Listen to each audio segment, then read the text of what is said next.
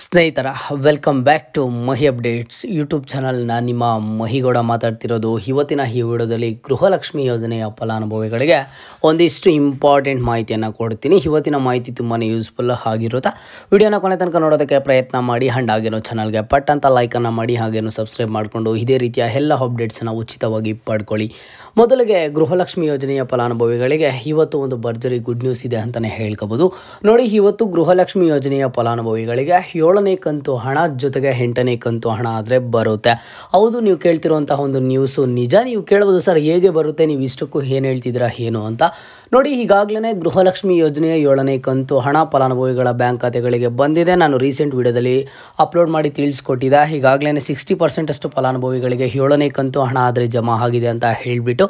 But pending ಇರುವಂತಹ 40% ಅಷ್ಟು ಫಲಾನುಭವಿಗಳಿಗೆ ಯಾವಾಗ ಬರುತ್ತೆ ಅಂತ ನಿಮ್ಮಲ್ಲಿ ತುಂಬಾ ಡೌಟ್ ಆದರೆ ಇರುತ್ತೆ.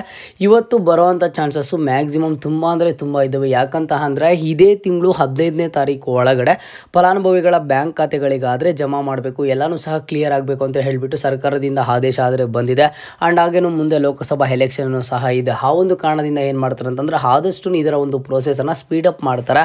ಯಾರಿಗಾದರೆ 7ನೇ ಕಂತು ಹಣ ಪೆಂಡಿಂಗ್ ಇದೆಯೋ ಅವ್ರಿಗೆ ಇವತ್ತು 7ನೇ ಕಂತು ಹಣ ಬರೋ ಚಾನ್ಸಸ್ ಇದೆ. ನೀವು ಯಾವುದೇ ಡಿಸ್ಟಿಕ್ನವರು ಆಗಿರ್ಬೋದು, ಇದೇ ಜಿಲ್ಲೆಗೆ ಬರಬೇಕು ಅನ್ನೋದು ಯಾವುದೂ ಸಹ ಇಲ್ಲ. ನಿಮಗೆ ಇವತ್ತು 7ನೇ ಕಂತು ಹಣ ಬರೋ ಚಾನ್ಸಸ್ ಆದರೆ ಇದೆ.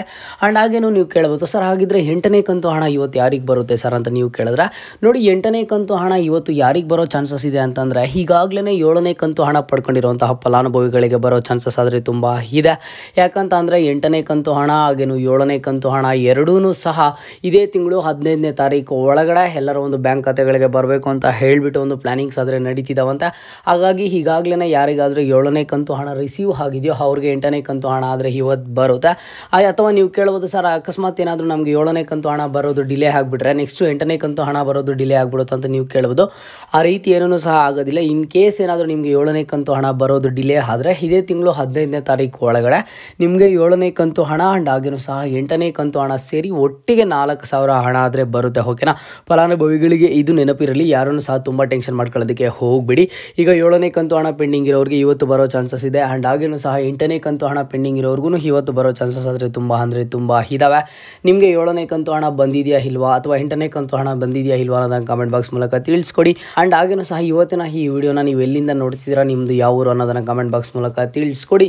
ಮುಂದೆ ಎಲ್ಲ ರೀತಿಯ ಹೆಚ್ಚಿನ ಮಾಹಿತಿ ಜೊತೆಗೆ ಸಿಗ್ತಾ ಇರೋಣ. ಅಲ್ಲಿಯ ತನಕ take care and keep watching Mahi updates for more updates.